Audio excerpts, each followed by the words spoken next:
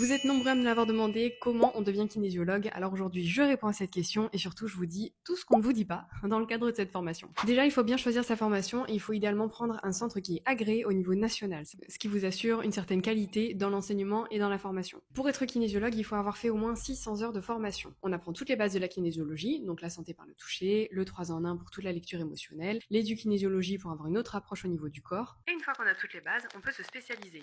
Donc on va aller choisir des modules transgénérationnels, de périnatalité, d'énergétique, réflexe archaïque. La liste est longue. Une fois qu'on a tout ça, on devient praticien en kinésiologie. On a toutes les bases pour pouvoir mener des séances. Pour avoir le titre de kinésiologue, il faut pousser un petit peu plus au niveau de cette formation. Et il faut aller jusqu'à l'examen de certification. C'est pas un examen qui est reconnu par l'État, mais ça reste un gage de qualité. Parce qu'il y a quand même pas mal de boulot derrière cette certification. Les conditions peuvent varier d'une école à l'autre, mais la base, celle que moi j'ai eue dans mon cursus de formation, il a fallu passer un examen écrit pour vérifier qu'on connaît toutes les bases et toutes les principales techniques de kinésiologie. Ensuite, on doit valider une séance de kinésiologie devant un jury de professionnels. Pas du tout stressant. La rédaction et la soutenance d'un mémoire devant ce même jury. J'ai choisi le sujet de la gestion des peurs et de la santé mentale parce que c'était un peu mon angle mort et que c'était le dernier gros point qui me restait à travailler. Avoir déjà réalisé 50 séances de kinésiologie validées et avoir reçu 10 séances à titre personnel. Et ce dernier point, je pense que c'est celui que j'avais pas anticipé et c'est un des plus difficiles que j'ai eu à gérer. Parce que finalement, avant de pouvoir travailler sur les autres et avant de pouvoir les accompagner, il faut déjà que le travail et que le nettoyage soient faits chez nous. Et entre les séances que j'ai faites à l'école dans le cadre de la formation et les séances que j'ai faites à titre personnel,